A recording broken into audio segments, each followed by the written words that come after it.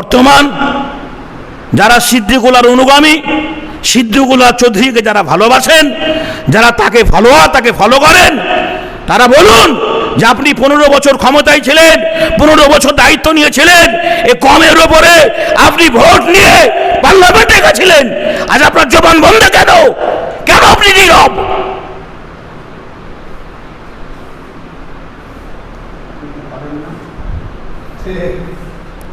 আসলে কি জানেন, আমরা মূল্যায়ন করতে জানি না। মিডিয়ার কথা বলছি, সোশ্যাল মিডিয়ায় কুরবানির ব্যাপারে যেভাবে প্রতিবাদ হয়েছে, তাতে দুটো লোক প্রতিবাদ করেছে পশ্চিমবাংলার মাটিতে। আপনারা দেখেছেন, এক হুমায়ুন কবির আর একবার নওশাদ সিদ্দিকী। এই নওশাদ সিদ্দিকী, হুমায়ুন কবির ছাড়া পশ্চিমবাংলায় হাজারো আলেম রয়েছে যাদের কাছে ফতোয়া দেওয়ার কাজ, যাদের কাছে ফতোয়ার বিছন পাওয়া যায়, ফতোয়ার চারা পাওয়া যায়, ফতোয়ার গাছ পাওয়া যায়।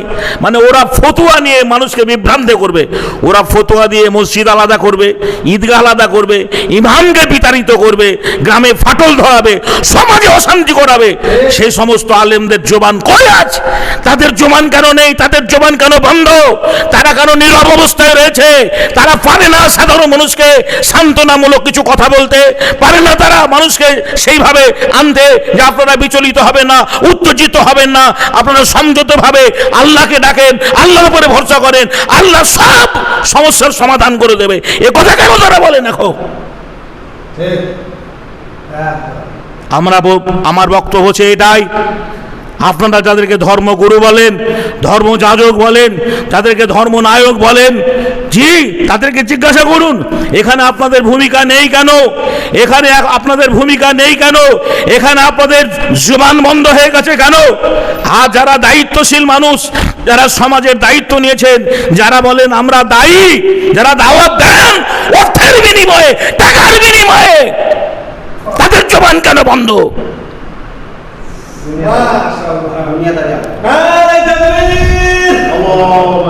পশ্চিমবাংলার সমস্ত ওলামাই দিন একটা মানুষকে ফলো করত, সিদ্দিকুল্লাহ চৌধুরী।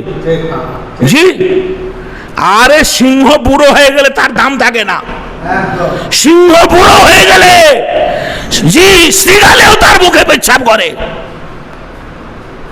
বর্তমান যারা সিদ্দিকুল্লাহর অনুগামী, সিদ্দিকুল্লাহ চৌধুরীকে যারা ভালোবাসেন, যারা তাকে ফলো করেন, তারা বলুন যে আপনি 15 বছর ক্ষমতায় ছিলেন, 15 বছর দায়িত্ব নিয়েছিলেন, এ কমের ওপরে আপনি ভোট নিয়ে পার্লামেন্টে গেছিলেন, আজ আপনার জবান বন্ধ কেন? কেন আপনি নীরব?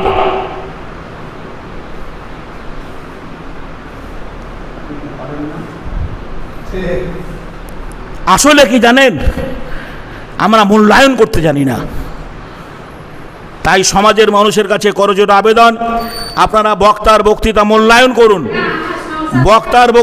বক্তার বক্তৃতা মূল্যায়ন করুন। আল্লাহ রাব্বুল আলামিন সকলকে যেন মূল্যায়ন করার তৌফিক দান করেন। আমিন সুম্মা আমিন। মানুষ যখন বিপদের সম্মুখীন হয়, বিপদগ্রস্ত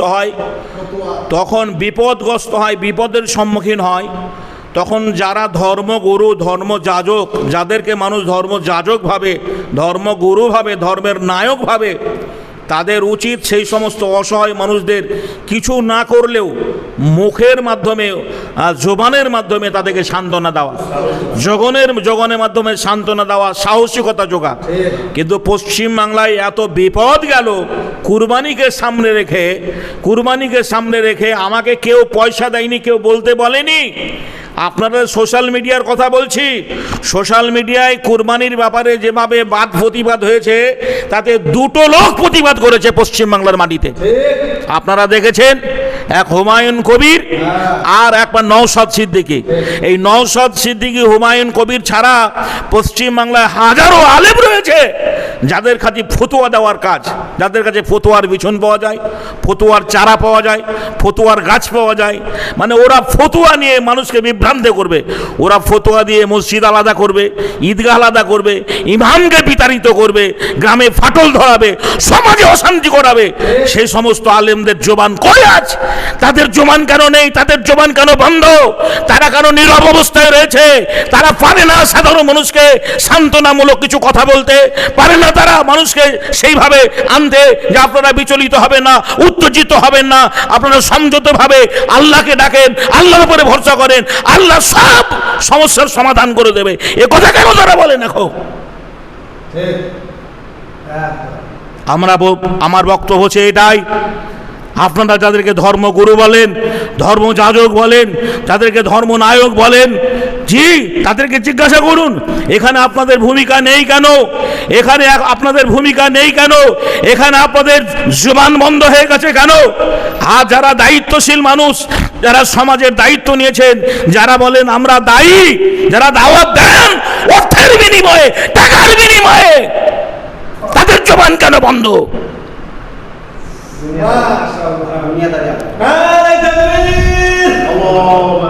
পশ্চিমবাংলার সমস্ত ওলামাই দিন একটা মানুষকে ফলো করত, সিদ্দিকুল্লাহ চৌধুরী।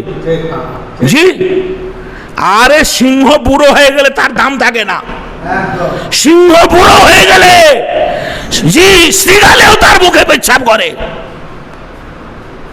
বর্তমান যারা সিদ্দিকুল্লাহর অনুগামী, সিদ্দিকুল্লাহ চৌধুরীকে যারা ভালোবাসেন, যারা তাকে ফলো করেন, তারা বলুন যে আপনি 15 বছর ক্ষমতায় ছিলেন, 15 বছর দায়িত্ব নিয়েছিলেন, এ কমের ওপরে আপনি ভোট নিয়ে পার্লামেন্টে গেছিলেন, আজ আপনার জবান বন্ধ কেন? কেন আপনি নীরব?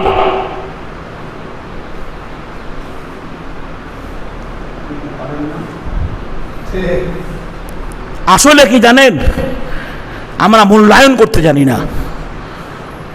তাই সমাজের মানুষের কাছে করজোড়ে আবেদন, আপনারা বক্তার বক্তৃতা মূল্যায়ন করুন, বক্তার বক্তৃতা মূল্যায়ন করুন। আল্লাহ রাব্বুল আলামিন সকলকে যেন মূল্যায়ন করার তৌফিক দান করেন। আমিন সুম্মা আমিন।